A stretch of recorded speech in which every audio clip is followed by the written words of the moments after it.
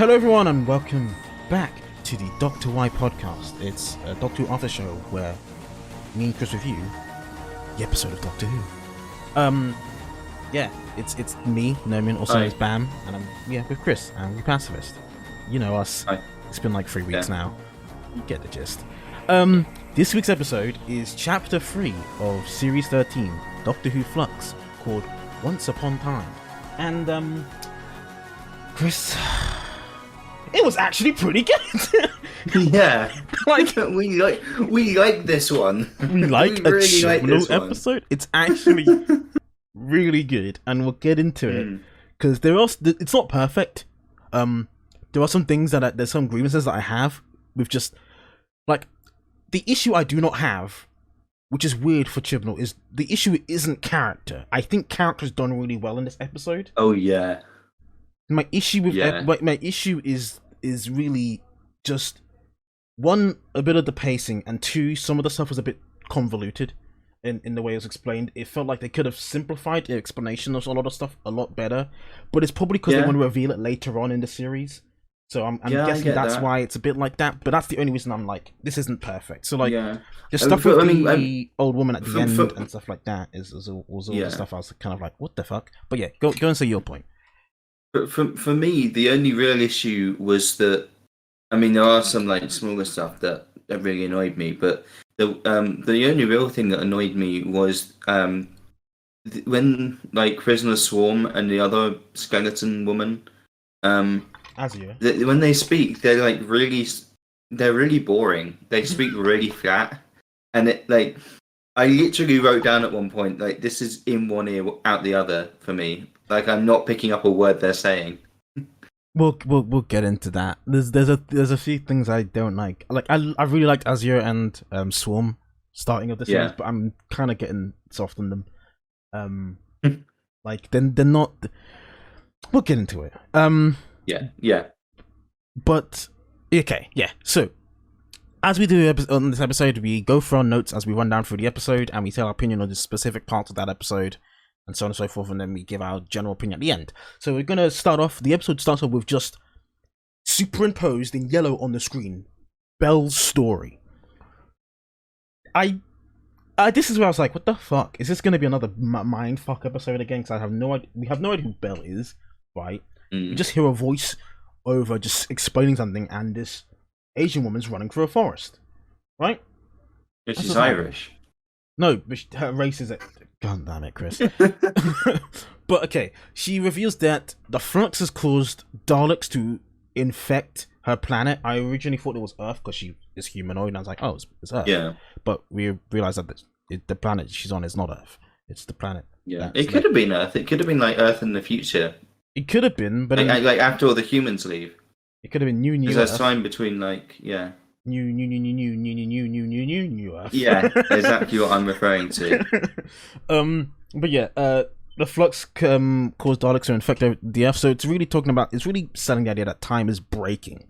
And then they why basically would the Daleks flying so close to the ground? They were definitely like CG'd in there. They weren't using real Daleks. Like it was really obviously like. Also, there's a lot of green screen work in this episode that's really bad.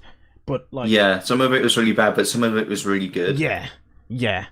But it's the Star Wars prequels problem. You know, do you push the boundaries of what you can do, or do you stick with what you know? I'm not gonna hate him for that. It's the issue where like bad is always noticeable. Like you know something's good when you don't notice it, but you know something's bad when you do notice it, and that's kind of the thing about that. But yeah, we get this code open, and then basically they show these blue particles, which are later on revealed to be a quote, particles of the time force. They were cool. Yeah, they look really cool. They're these blue particles which basically just do the power that Azir and Swarm have, where they just disintegrate. And it said that something is coming after the survivors of the flux, and then the cold open ends, and it's the whole bum.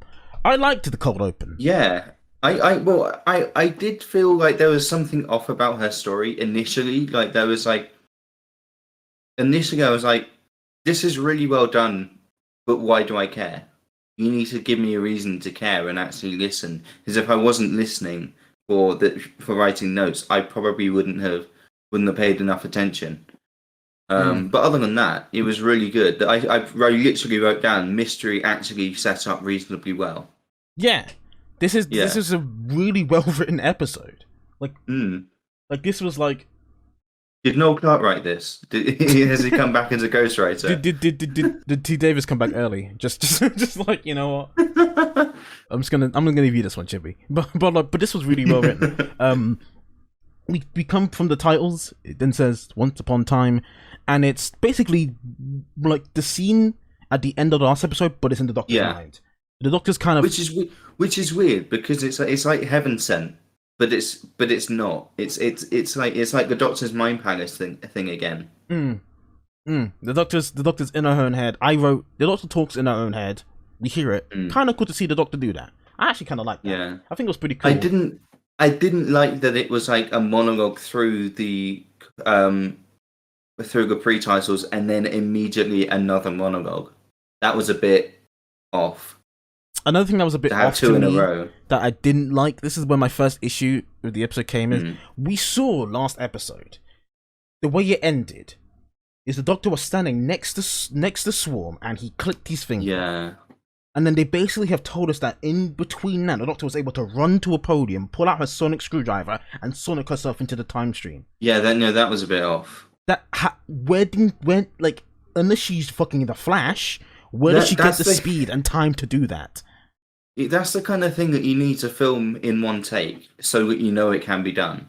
That's the kind of thing you need to know. Like, it's obviously that they wrote these because how like most TV productions work is the writer writes an episode, then they film that episode, right? They don't write the whole thing and then film the whole thing. You know, like most TV shows, they write the episode, we film the episode. So it's probably they wrote episode 2 and were like, this is the cliffhanger, guys. We'll see you guys next month when we do the next episode filming, and that one is ending up being like, I don't know,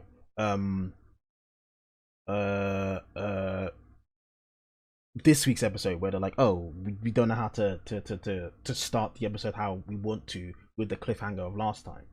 That is definitely what I see happened, and I get it as being like a film should, and I understand, right? But I don't see why they can't just write it all and film it all in one go. I don't just film it all in the most in the easiest way possible. Especially when this is something you shouldn't mess up with. Like, it's a connected series as well. That's when I was like, it should all fit like a glove.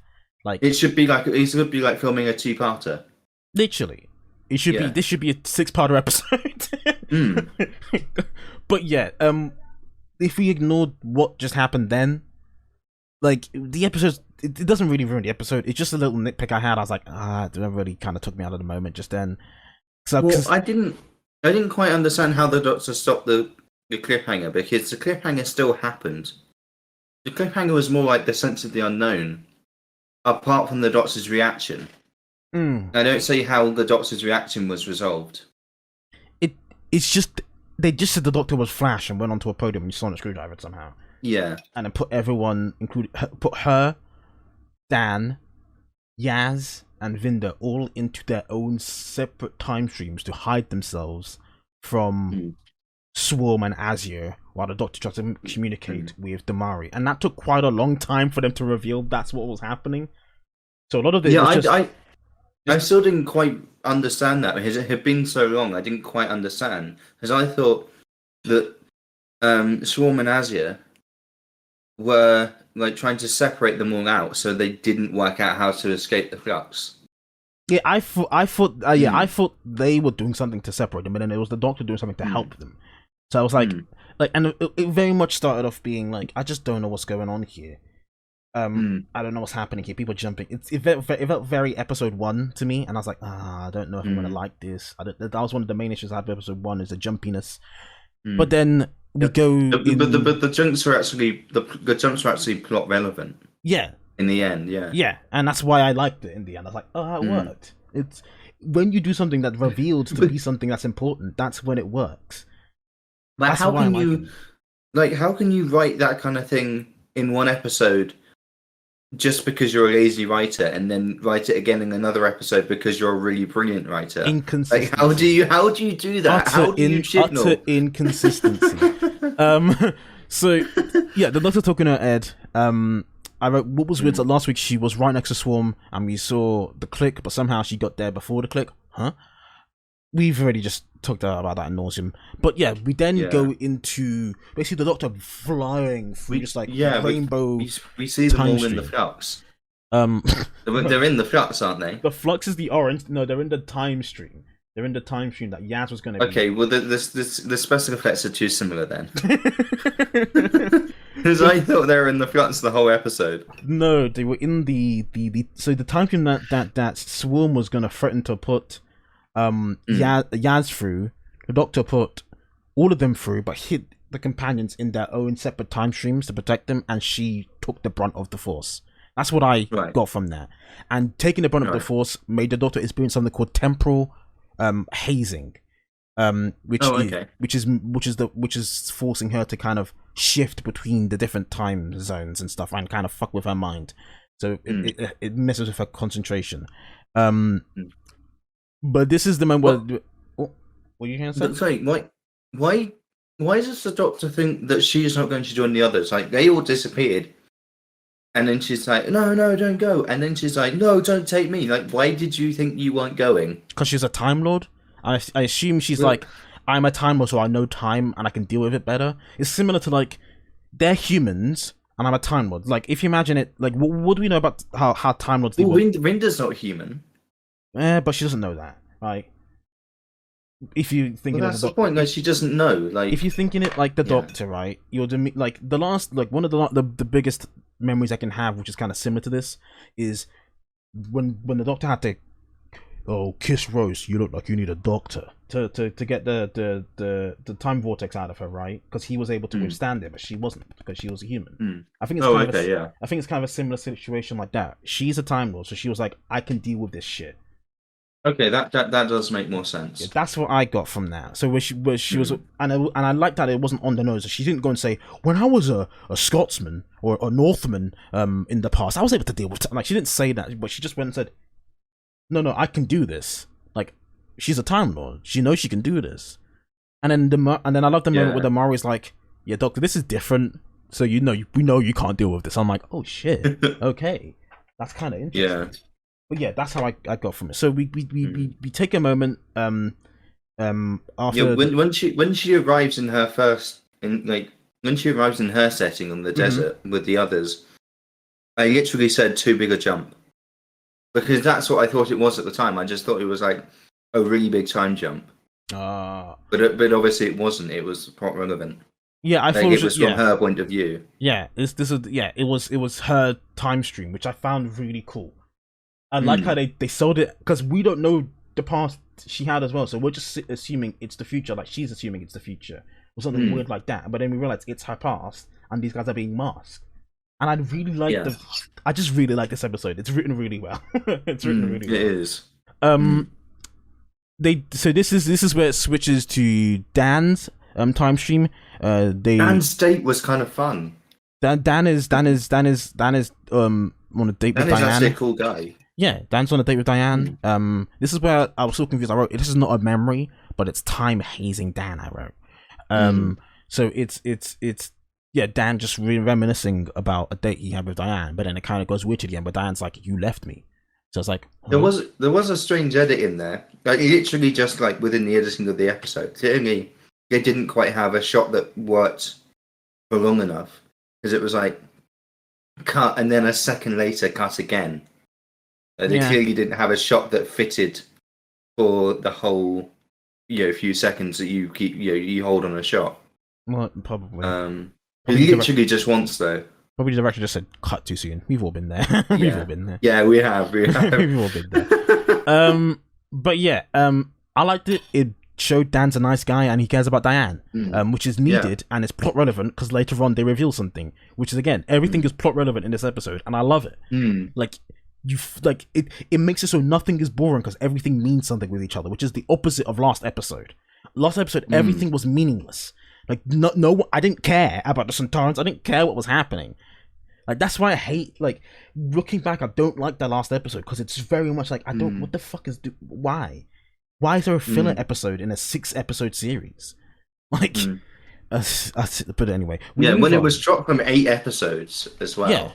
Like, why is there a episodes to filler 6, episode? and then there's a filler. I'm like, Jesus. But and next episode, I hate that it feels like I feel like next episode might be another filler episode, which is really annoying to me.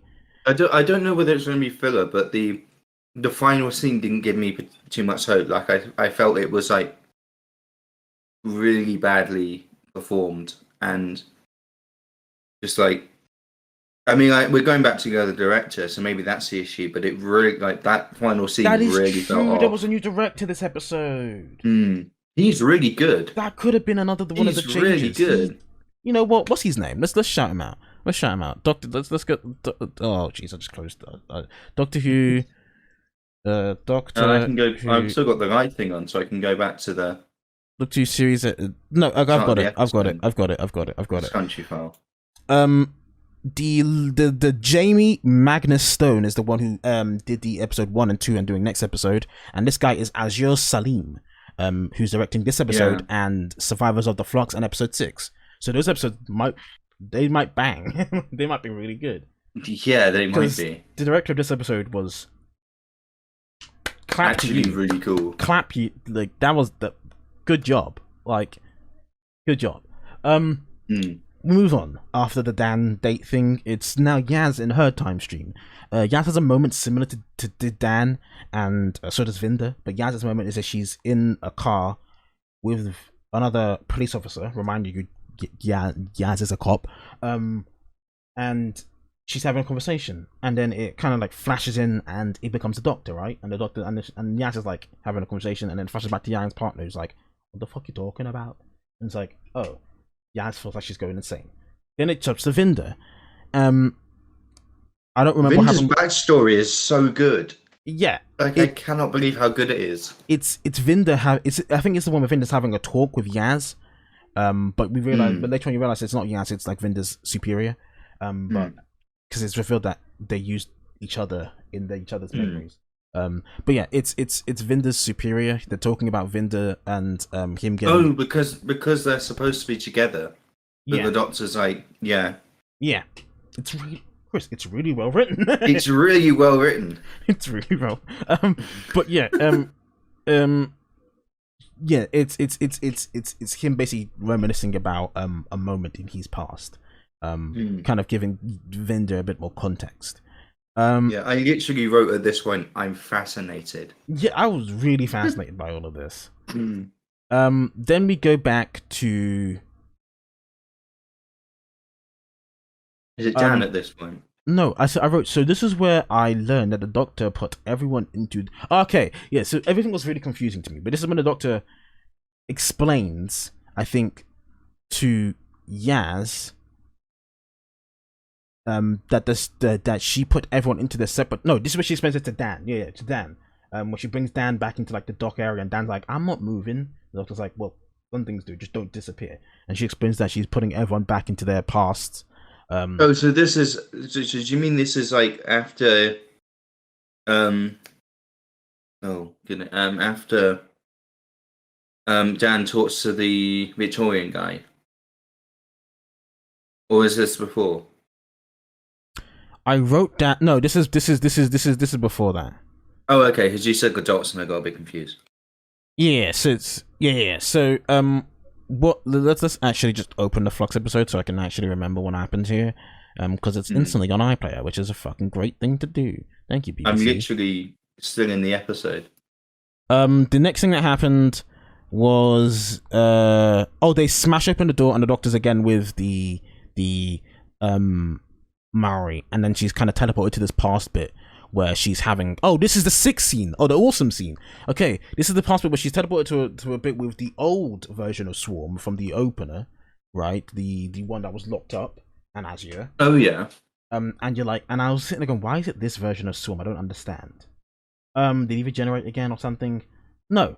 The doctor basically has a conversation with Swarm, and then it's revealed by the glitching of the doctor that it's actually a memory of Ruth Doctor as part of the Division talking to these guys. So this is where we get the first reveal that these people are from the Doctor's past, and they're from the Doctor's past as part of the Division, which is really interesting. This is where I was like, this is where I was biting. I was like, edge of the sofa. I was like, what's going on, guys? This is interesting.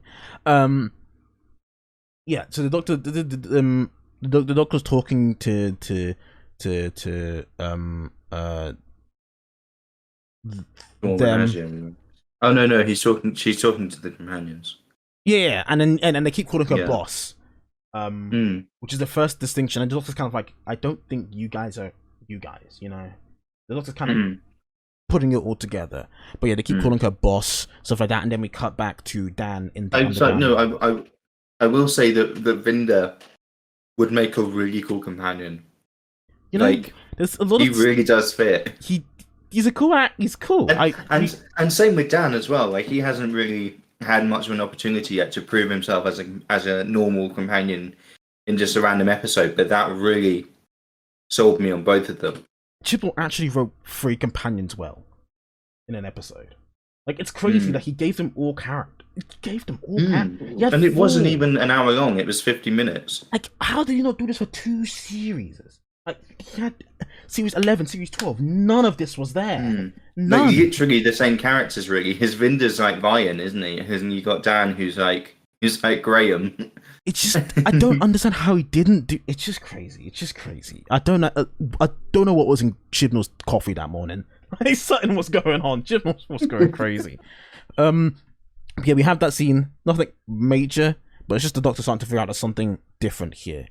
Yeah, she meets Ruth Doctor because she sees her in her reflection. Then we cut back to Dan, the man with the pan. He hasn't got the pan this time, but Dan and the pan is running through the tunnels, and he stops and goes, "Why am I running? I don't understand. What am I running for?" Then it's revealed that he is running obviously from the particles of the Time Force, because we find out that the person behind him shooting the particles of the Time Force is the old guy from the old Liverpool Victorian. Flashback. Yeah, the Victorian Liverpool flashback dude. And he basically just kind of like, they kind of like have a little banter, and he's kind of like, well, yeah, these things are dangerous, don't walk into them. Well, I did write, but what is the connection between him and Dan? They're both from Liverpool. Yeah, but that's the thing, like, did Dan like once meet this guy before, and how? Look, they're just from Liverpool. Just from Liverpool. Like, how is this part of his time stream? Did he like once do a tour of the tunnels? That's a good question. I didn't think about that.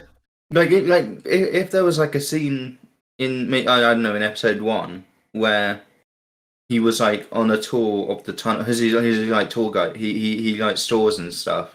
Like he was, maybe if he was like on a tour of the tunnels and he had a headset on and he was listening to a guy who's like acting as the man, so then he would have like a memory of being in the tunnels with the man. That would be a cool segue. Like, it just cuts Dan just walking down with the thing on his headset on. He's like, no. And you see lasers passing, goes, what the fuck? And then he starts running. And he's like, why am I running? That would have been a really cool scene. Yeah, that would have been cool. I would have really liked that. The next thing to happen is Dan ends up at the quayside. The Doctor. And that's when the Doctor explains to Dan what's going on. I've been there. I've been exactly where they were filming. That's not Liverpool. That's Manchester. Yeah, they do that all the time. Remember when they were that's right outside the BBC. Remember when they were like, they had they're filming in Cardiff and pretending it was like central London. Like all the time. Like, they just do that all the time. All they do is just put an underground sign outside a shopping centre in Cardiff. Yeah, they put a and bus. Suddenly it's London. Just put a bus I'm up in town. I'm going to the market. What do you mean, Cardiff Market? Oh my god.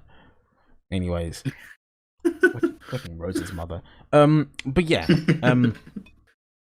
The Doctor says that she is splitting the boys into their own time stream, and she's getting the Maori into place on the pedestal. She's trying to get the Maori back into place on the pedestals.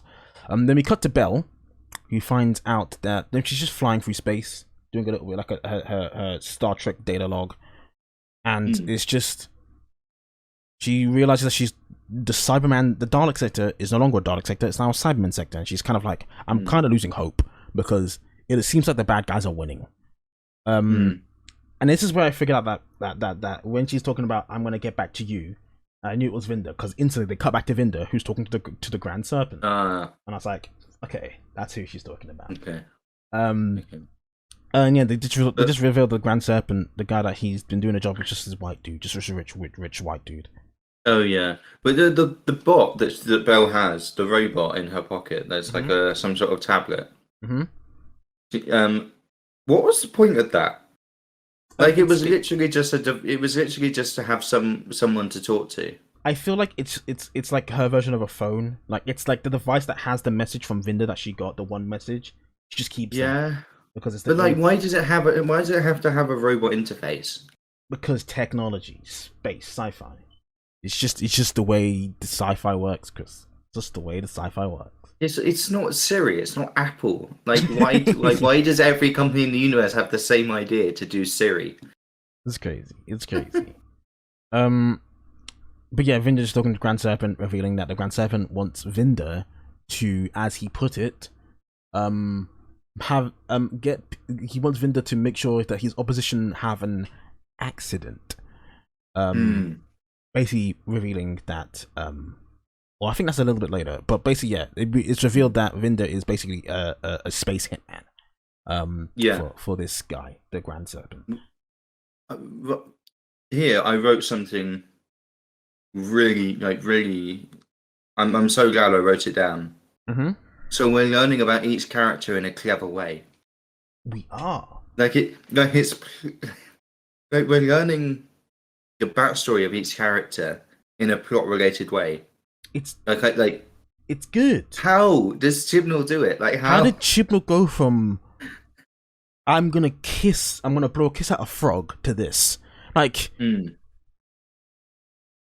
where has if he was there, if this was Chibnall from the very beginning, this guy would be here for like 6 series. Like he would have he would have been here forever. We'd be petitioning for him to stay on as showrunner forever. Like he probably would have been like, that's how good this episode is to me. It's really good. We then cut back to Yaz and Yaz's sister, and they're playing on a PlayStation 4. Her sister's back. That's in Demons of the Punjab.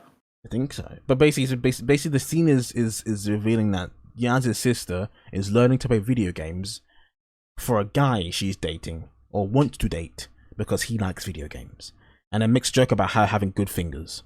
Wow, Chibnall, that was a bit R-rated. Come on. Yeah. Masturbation jokes, Jesus, Chibnall. Come on, Chibnall. Jesus. It's a kid show. But yeah, and a really cool thing tell that to Russell. Tell that to Stephen. Stephen made the Doctor a sex fiend, I swear to God. But yeah, she's having this conversation. I find it funny where Yaz is like, no one calls it video games anymore. And I was like, that's true. They just call it games. That's actually pretty true. That was actually like a pretty non-boomer kind of bit of dialogue that Chibnall wrote, and I was actually kind of surprised. I mean, I sometimes call them video games still. But most of the time, I would just refer to them as games. Yeah, most people just call them games. Then it's the Doctor basically replaces Yaz's sister in the same teleporting fashion that she did with the officer and with just other characters and other people's flashbacks, and the same that Yaz does with in Vinda's flashback. And the Doctor basically tells the same thing to Yaz. She's splitting the time streams, really telling the audience as well, if they're still confused, that's what's happening. The time streams are being split by the Doctor on purpose. And then she stands in front of the TV, so no one sees what's on the TV. It's really smart directing. Which was really well directed. Yeah. Whoever directed this guy's great. It's really smart direction. Can we have him for every episode? Because then he turns around. Because then they turn around, and then you see that in the actual game, which I liked this because it was actually pretty cool to me, was a weeping angel. Yeah. Did you see the Doctor Who Twitter account was like, is this what their recent video game? Is this what it's like? And people in the comments were like, no, because the recent video game is shit. I was like, oh god, people just ripping into the Doctor Who Twitter. Oh my lord! And why couldn't they have made this a video game that would have actually like worked well with the the advertising for the series? Like this is a game that they're gonna play in the show.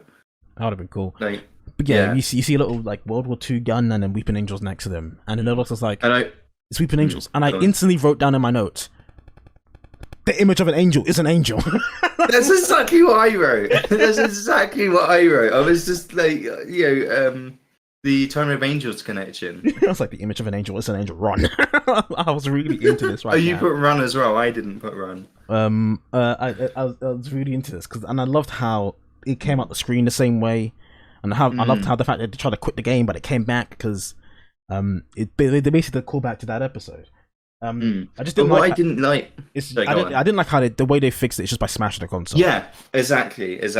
Because like, it's a real angel now. It's not an image of an angel outside the screen. It is an angel. Like it exists in the room now. It's been created. The way Amy fixed it is because Amy paused it at the point where there was literally not an angel. Yeah, there was literally not an angel, and it hadn't appeared in the room yet either. It hadn't fully appeared in the room. Yeah. No. It did appear in the room. It was during the static part. It was flashing in and out. It wasn't fully materialized. It was still a picture at that point. Which is why if there was like a I don't know, a flashbang in the game that made the whole screen white and then she paused it there, I would have been like, that's cool. That would have made sense. Okay, I know it's not the flux anymore. Like you've explained what they were actually in, but I wrote, wouldn't an image of an angel in the flux become a real angel? So that would be a real angel in the room. Yeah, it was a real angel. No, but I mean not just they go to the next scene and it's gone because it was just part of their memory. No, it's like a real angel that exists in the world now. There's like an extra threat. They should have made it an extra threat in the episode. That was one of the things I didn't really like, is how they had a cool concept of the angel being in a video game, but then they like, we got to go to the next memory. We got to just end this with her smashing the console. And then she just smashes the console. That was very Chibnall. That was classic. Classic Chibnall. And then we cut back, and this is where they have the proper conversation between Swarm, Azure, Roof Doctor, and Jodie's Doctor, where it's revealed that Roof Doctor is the one part of the Division was talking to Jodie's Doctor. This is when I wrote. This is when I wrote in one ear out the other. Yeah, this was the bit where it got a bit boring. I didn't actually know what they were. I didn't know the specifics of what they were talking about. I was just really interested in the fact that this is the Doctor's past. I was like, that's pretty cool. Everything, like the actual intricate details of what the conversation was, I don't remember, and I'll have to remember when I rewatch it. But yeah, I love the fact that it's revealing that it's Roof Doctor who was part of the Division. And I just liked it. This is also I think this is also where they revealed that the person in the scene who is Dan is actually Carvanista. Yeah. But the Doctor's overlaid Dan over Carvanista. Over the top, because she has a connection between the two of them. Like she puts them together in her mind. Because of episode 1 and 2, to be honest. Yeah. And wait. I was thinking though, if the Ruth Doctor was actually part of the what's it called now? What's that group called? The Division. If she was part of the Division, and she knows that she's part of the Division, and Jodie's Doctor doesn't know she's part of the Division, wouldn't they have different responses to what's being said? Because the responses were exactly the same. Yeah, but it wouldn't have been cool. Yeah, I know, but it's like, and also, why wouldn't Roof Doctor have told Jodie's Doctor about the Division when they were talking about their past and stuff? Like, if I guess it didn't need to come up. But if they're like, okay, what have you experienced? And she's like, oh yeah, I'm part of the Division. Like, what? I don't know what the fuck the Division is. Like, that's like that would have been a comment. But I get the fact that like they didn't think of that idea yet when they were writing the character then. So, I get it, but like, Yeah, I get your point too. Of like, they wouldn't have said the same thing because they both are basically different people at this point in time. Yeah. But yeah, then we cut to the scene of Belle on one of the Lupari ships, just flying by herself, going through cyberspace. Not cyberspace, as in like Cybermen own space. Yeah. And the Cybermen basically burst down her door, and then it's just like this Star Wars corridor fight, and she by herself kills 9 Cybermen. I did say she has a very Star Wars haircut. I noticed it in that scene, the way her hair's styled. It's very sort of. She's got like her hair's like tied up in like some sort of ponytail, but there's like multiple like parts of the ponytail. And it's sort of like Rey's haircut. Very sequel Star Wars, just there. Yeah. But then I wrote, I like Belle. She's cool. That's what I wrote. I like Belle. Yeah, cool. She is cool. She's a cool character. They kept using the same shot of the Cybermen falling down. I think I legitimately think they did just the same. Yeah, shot. because it was the second time. It was a bit of a sort of, I mean, it wasn't noticeable enough, but it was a bit of a continuity error. Because there's like suddenly more Cybermen in the corridor. Because it was like 9 Cybermen, 2 of them drop. 9 Cybermen, 2 of them drop. Yeah. 9 Cybermen, 2 of them drop. Now 1 Cyberman, huh? It's like yeah. It was like that's a bit. They didn't pay to stunt people. What's going on here? Yeah, she kills 9 Cybermen myself. And then she kind of has this conversation with the Cybermen about what is the Cybermen's goal. They're like, we just want to convert everyone. She goes, that's stupid. Cybermen asks her, what is her goal? And she says, love. They go, it's not that. Love is not a goal. Love is an emotion. And she goes, fuck you, bitch. Love is my goal. Watch this. Suck my dick. And it shoots the Cyberman in the face. I noticed that they changed the eye of the Cyberman. So the cutout for the eye, it's the same, but like there's like a level of sort of metal between the suit of the Cyberman, the outer suit, and the cut-up body inside. And they've changed that level of metal. They've changed that bit. So it used to just be just circles, just like a whole load of circles, like a honeycomb. But now it's like in the TARDIS Vandals, where it's like little triangles that make up a circle. And I just thought, I don't like the fact that that's a connection now, because why would they be connected? Okay, yeah. I still like the idea that the Cybermen's design is based on the fact that they can't cry. I just like that, and that's why they have the little tear. I like that. I like that. I like that. That's a little nice touch on the Cybermen design. We then cut to, we find out Vinder. This is where we find out Vinder is a galactic hitman for the rich corporate Grand Cyberman person, and he's assigned to what did he say? Specifically, he said you need to have them have an accident. You know, they need to. There needs to be an accident. Yeah, he turns off the recording. Yeah, that scene. That was brilliant. This is when the Doctor then gets cut to the Doctor having an argument with the Mari. The Doctor's like, "Hey, we gotta fix this. Like, I can fix this. Just send me back." And the Mari like, "No." And this is where they have the conversation where the Doctor's like, I can do this. And the Mara's like, no, you can't. And the Doctor's like, no, I can do this. And you've said before we filmed this, that was a bit of a scene. And I've explained as to Chris, it makes sense because the Doctor at that moment will be assuming that she can deal with the time stuff because she's a Time Lord, and could like go back into her own past where she has done something similar with example the Ninth Doctor and Rose. Having to take the vortex energy from Rose because he can deal with it. Yes, it made him regenerate, but he can still deal with it. Whereas Rose, it would have burned her up from the inside. You know, similar thing with like even just Donna having the mind of a Time Lord would burn her up from the inside, being a human. Yeah, just stuff like that. So the Doctor thinking I can deal with this better than these guys can just makes sense as a character. Yeah. So explain that to Chris, like that scene made sense to me, and I liked it. But yeah, she's arguing with the I keep trying to say Lupari, but it's not Lupari, it's the Mari. No, Mari. And the Mario like, no. Mary Provich. Mario like, no, we're gonna send you out. And the Mario sent her out of the time vortex thing, or the time stream.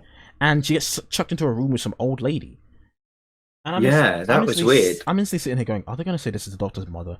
I was like, don't do that. Oh, goodness. Don't do that. But apparently, it's assumed that this lady will be... This is where I was like, this is where they go a bit convoluted. I feel like that scene wasn't needed.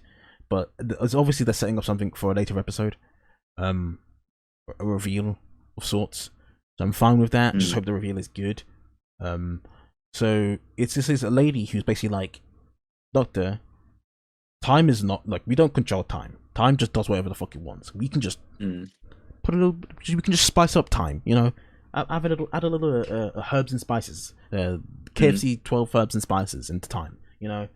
And one of the herbs and spices that was put into time was the flux. The flux was not a natural event; it was a man-made event that was just put into a universe. And because it was just happening, the Doctor was like, "Well, you can't do that," and she was like, "Yeah, I can. Go home." And I was like, "I'm not going." Whoa! And gets pushed out of that tournament by the old lady, and then she's back to the scene with Azure and Swarm from the last episode, but you can see that all the pillars now have Mari in them, and the Doctor did what she was tasked. The Doctor did what she was going to do, but the Doctor's not happy. Yaz picks the Doctor up, and Yaz is like, "Doctor, you did it. Everyone's safe. Thank you for saving." The Doctor's like, "No, I want to go back. I want to go back because I nearly found out some vital information about my past. I want to go back." Yas is going. I was so hooked on the episode by this one. I actually wrote down in caps, "They're out!" Like I was celebrating with the characters. Honestly, this moment I was like, we have said whenever we talk about Doctor Who, or we said previously on this podcast, or like our Doctor Who episodes on the G3 podcast, right? That Jodie's acting or the script she's given to act with are not good most of the time. Yes. But I personally think that scene with Jodie just saying, "I want to go back," was really good.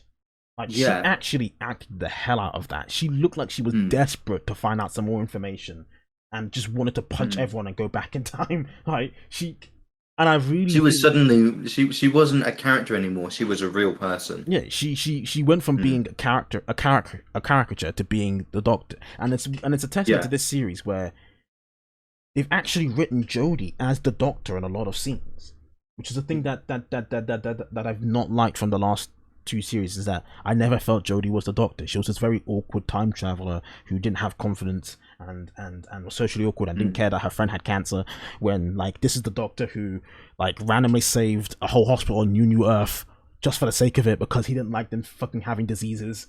This is that Doctor who cured all these, but you can't cure your best friend who has cancer or whatever. Like, you can't go to space future and get the cure for cancer? Okay, whatever. But, like, this is the same character, and she's written as those Doctors in this series, and I really like that. And it comes across like this, like Jodie actually wants this information desperately. Like, her Doctor wants this information desperately. And then another scene later on, it kind of adds to that, and I'm like, I'm very interested to see how this series ends. Is Yaz just gonna, like, say, "Fuck you, Doctor, I'm leaving. Like, I'm sick of this shit." Or is Yaz gonna die due to the Doctor's ignorance and lack of care of Yaz during this whole series? Because the Doctor's been an asshole to Yaz. Like a big asshole to Yaz. So yeah, the Doctor is kind of like, I want to go back, but then swaggering like they just came on the stage of what's it called? Swaggering up to the Doctor is Azure and Swarm. Look like they just came off the stage of Drag Race, right? They look like, yeah, we're ready. We're about to slay on these bitches, right? They're swagging all the way up there, and is like, "Hey, Doctor, you did exactly what you wanted. You did exactly what we wanted you to do, right? To look into your past, to remember us, because we remember you, and you don't remember us, and that's an issue." And they're just like, well, I fixed the time. You don't need to care anymore. And they're like, well, no, because guess what? Dan Lewis, you've got your girlfriend. And Dan's like, "Doctor, no, you've got my girlfriend, no." And then they basically app her. And I'm gonna get her, and it's like, "She's not there, Dan." I'm like, "It's a hologram. Of course she's not there." She's not there, Dan. Dan's a bit stupid. He is a bit. And then the Signal clearly didn't think through how that scene was going to look. Yeah. On watching it. And then Azure and Swarm apparate out, and the Doctor is left wondering, what the fuck is my past? How the fuck am I gonna find out more information? And who the fuck is Vinder? Like, who is this dude? So at this point, I was thinking, is he another companion? Like, is he gonna be with the Doctor for the whole series now? Because I would have liked. I that think too. It's cool. Like, you know when they randomly added Captain Jack into a random series just as a companion. Remember that? Yeah. I like that. This is a scene where they also revealed that the particles, the blue particles that just eat and devour people, is called the particles of the Time Force. But yeah, this is then it cuts to a scene where it's Vinder being shown the TARDIS by Yaz. They open the door, Vinder looks through it, and his head pops through the ground because the TARDIS is still kind of fucked in its geometry.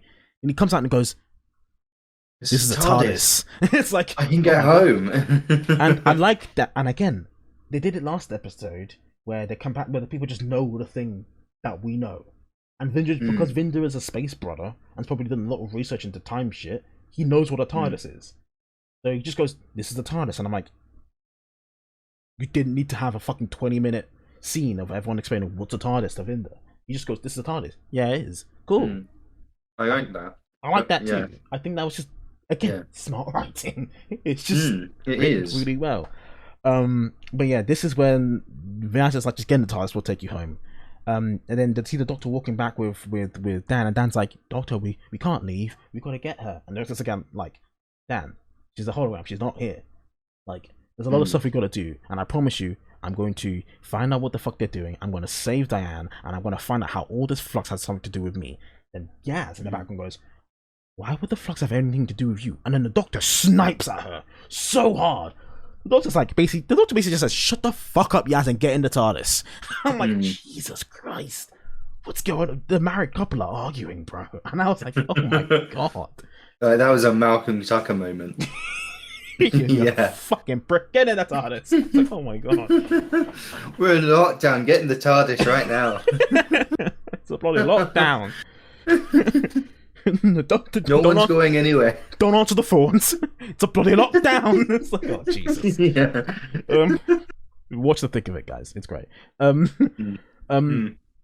But yeah, it's revealed that this is when we cut back to Belle, and Belle is literally sitting down on the campfire, and this is when it's revealed that Belle is the partner of Vinder, because Vinder earlier on in the episode sends a message when he was put on his station, basically assumed to live the rest of his life there as a sentence. He only got one message to send from that station, and he sent one message to Belle saying he loves her, which is kind of cute. And that is the kind of inspiration. That's kind of like one of the two driving forces for Belle to find Vinder. One, because she loves Vinder back and wants to find him, and two, she's also pregnant. And that reveal was a bit awful. That reveal I felt like didn't need to happen. I felt like the reveal of like, oh, she's Vinder's partner was enough. Like, we get why you want to find Vinder because Vinder's the guy you love. Cool, but we need to go, "I love Vinder and I'm also pregnant with your child." Like, whoa, what's this, EastEnders? Like, dun dun dun dun dun dun.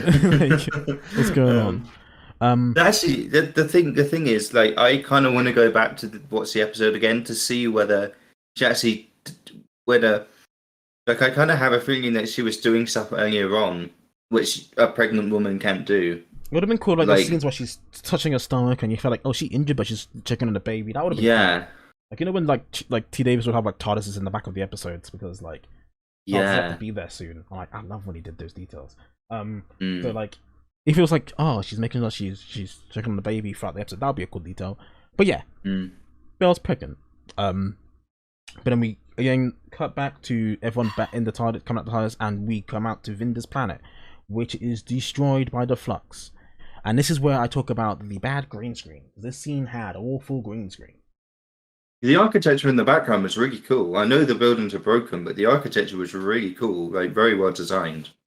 And then there's a bad green screen. Yeah, there is a bad green screen. It's so noticeable. This is where the Doctor's kind of like, Vinder's like, I gotta find Belle. She's out there looking for me, and I'm gonna look for her. The doctor's like, well, if you need any help, you can call us on this communicator device. Just press 0, and it will instantly connect to the TARDIS. Yeah. And this is where is it a mobile phone? I think it was like I think it's a mobile. I don't know. I didn't actually look at it. Let me actually check. I think it's just like a device, like a spacey device that they give her. I'll give him. Sorry, not her. But yeah, they say they leave Vinda to go find Bell, and they go back into the TARDIS. I don't know where they're going, but they go back into the TARDIS. And Yaz is looking on her phone. And this is where it comes back to the idea that, Chris, that you put up earlier in the episode, where it's like, oh, she made a weeping angel. Yeah. Is there something going to happen with that? Yes, there is! Because the weeping angel... The image of an angel is also an angel. The image of an angel is always an angel. The weeping angel is on Yaz's phone. So, Yaz is looking... They're back in the TARDIS, and Yaz is looking for a phone. The image of an angel is always an angel. Is... the weeping angel basically pops up on her phone, she drops it on the floor of the TARDIS, and it just springs out the phone, right? Dan and the doctor come out, and they're like, what the fuck's going on? And then they see the fucking angel. The doctor's like, get behind me, don't blink. Dan's like, why don't blink? Because Dan doesn't know what the fucking weeping angel is. I think I just blinked. Yeah, you think you just blinked. Yeah, that was well done. The weeping angel moves its head. Like something, I mean, maybe they'll do it in the next episode, but something that I thought would be like a clever tactic in a weeping angel story, and that was an opportunity to use that tactic. Is, there's 3 of them. They all need to blink at some point. So then they do like a countdown to when they're allowed to blink. So it's like, the doctor would be like 3, 2, 1, Dan blink. 3, 2, 1, Yaz blink. And stuff like that. So one of them is always looking at the angel at one time. Like, why don't they do that? Who knows? Yeah, this is where the angel's in there, and you think that's the end of the episode? Well, there's a little bit more left, because the image of the angel is blinking out the lights in the TARDIS, the crystals, to be able to move. Because, as we know, with Weeping Angel rules, other than that one Weeping Angel story that Moffat wrote by showing Weeping Angels move, that when we see the Weeping Angels, they can't move. Because we are watching the angels. That's the 4th wall. They can't move if we're watching. So, the way they move is by making the screen go black for a second, which I always find so cool. They make the screen go black for a second so they can move. And what is the Weeping Angel doing? It's controlling the TARDIS, taking the Doctor to somewhere we don't know. And that's the end of the episode. Yeah, that was a decent. It was a decent cliffhanger, but that scene was like very weirdly constructed. The thing I think it's the other director again. The thing I don't like about the ending is that because obviously now I don't care for the cliffhangers, because I know they're going to be resolved in the next episode in like the first 4 seconds. Yeah, because the last cliffhanger I was really like, this is good. This is a good cliffhanger. But now I'm like, I don't care anymore. Yeah. So actually, a good way. I think a good comparison of how last episode's cliffhanger was resolved is a good comparison. I think is the Woman Who Fell to Earth cliffhanger going into the Ghost Monument. Because in that one, you've got them. They all go to space, and there's a shot of them. Like they have a wide shot, and there's nothing about. And like literally, like 1 second after the end of the episode, they're all going to be dead because they're going to be out of air. Beginning in the next episode, suddenly a ship comes out of light speed and picks them up. They would be dead before that ship's even had time to stop. Even in this episode, and it's a similar kind of thing. It's like, they just sort of let's go back about 5 seconds and fix it from there. Yeah, instead of having that originally be in the cliffhanger, they were fixing it. That's literally what happened in this episode. Last episode's cliffhanger, they went back a few seconds and said, we're going to recontextualize what happened. The Doctor didn't go up to Swarm. The Doctor actually went up to a podium and put all of them into a time stream. It's like, come on now. But it's why I'm not really taken by the cliffhangers as I was earlier on in the series. They're still cool. I think it's a pretty cool way to end the episode, but I'm like, I like having cliffhangers. What is the Weeping Angel gonna do? Travel the TARDIS into the sun? No, it's not. It's just a cliffhanger. But let's do maybe they're going to reveal that the Weeping Angels are Time Lords, because that is a theory that's on the internet. That the Weeping Angels are actually Time Lords. Don't do that. That's awful. they might do it. They knows how to pilot the TARDIS. Yeah, but The pilot knew how to pilot the TARDIS. Let's get into that. The pilot oil. Yeah, remember that's a that? good point. That's a good point. But Oh, and a shielder. We'll get into. Everyone knows how to. Yeah, just if you're an alien, you know how to travel the TARDIS. Apparently, I bet Vinder knows how to travel the TARDIS too. Yeah, he was like, "Oh, let me have a go." Yeah, Vinder knows how to do. Like, if you're just an alien, only humans don't know how to travel. Not to travel in the TARDIS. That's the answer. Well, only Dan at this point. Yeah, because Yaz knows how to travel in the TARDIS too. She was helping the controls as well. Rose knew how to travel in the TARDIS as well. Yeah. Actually, could she? I think she. Oh no, yeah, but Journey's End. Amy, I think, could like travel the TARDIS at some point. They Rory, maybe. They will figure out at some point. Yeah, Rory was in the engine room, wasn't he? He was like, he was the cold dude. I love how Rory just helped the Doctor fix his car, which is the TARDIS basically. Yeah, yeah. But yeah, episode reviews. I'm gonna do my rundown, and then you'll do your rundown, Chris. As I said, I'm actually gonna change my number as we talk through this. My opinion's kind of improved more in the episode. The last 2 episodes I've given a 6 out of 10. I actually give this one an 8 out of 10. I actually really like this episode. Pacing, it started off crazy, but that's not bad when the craziness all fits together in the episode's plot really well and just becomes a really good episode. I like the character work that's done in this episode. Yaz actually got character work. Dan got character work. Vinder, a character that both of us are like, we don't care about last episode, actually really like him this episode. Yeah. And that's just due to all the character work that they've done this episode.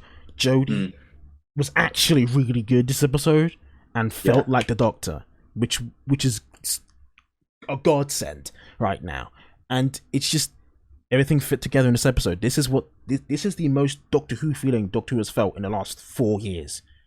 I love this episode. So yeah, I give that an 8 out of 10. Yeah.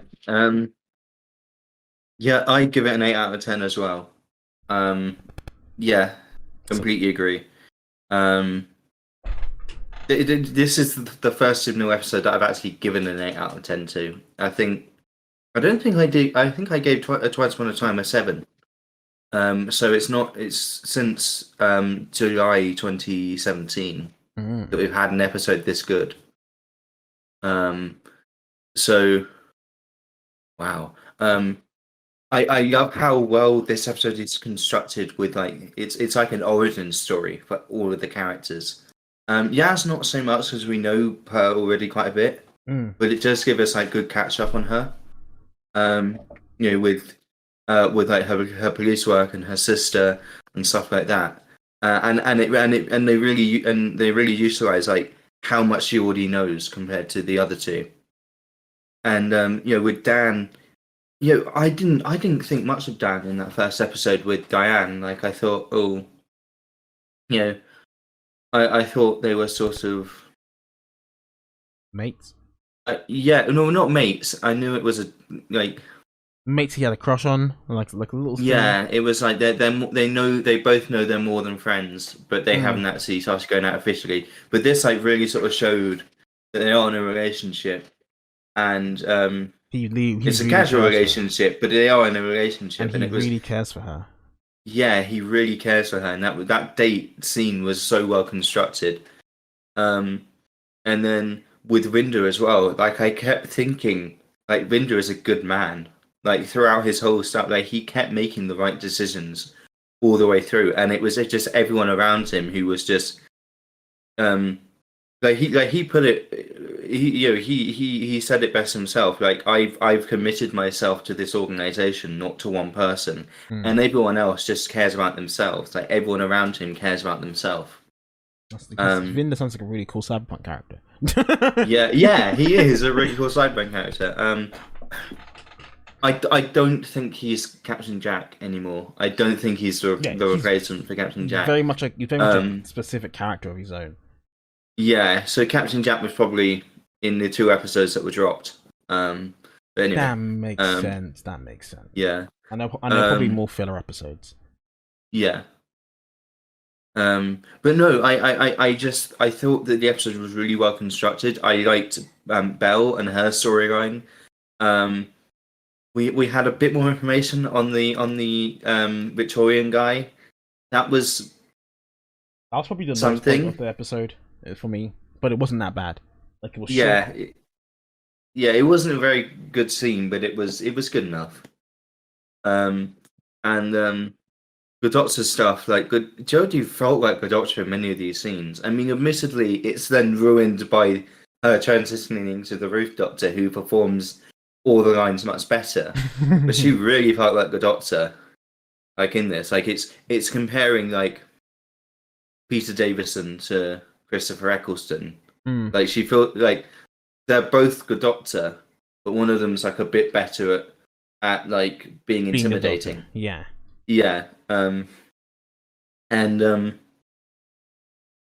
Yeah, no, I thought it was brilliant. Probably the worst bit, not the worst bit. I think the worst stuff was when we're with Storm and Azure. That was all a bit sort of, but like that was such a good episode. Really was really good. That is an episode that I could just rewatch anytime. I like that episode a lot, and I can't wait to rewatch it.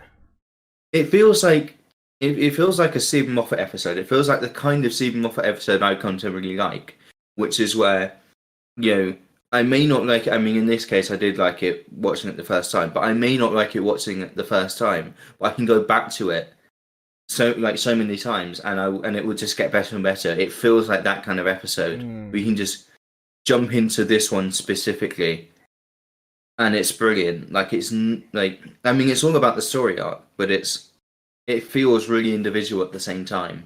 I agree. Yeah, so an 8 out of 10, definitely. Thank you all for listening to the Dr. Y podcast. Reminder that we're on Spotify, we're on Amazon, and we're on Google. You just type in the Dr. Y podcast, the Dr. Y After Show.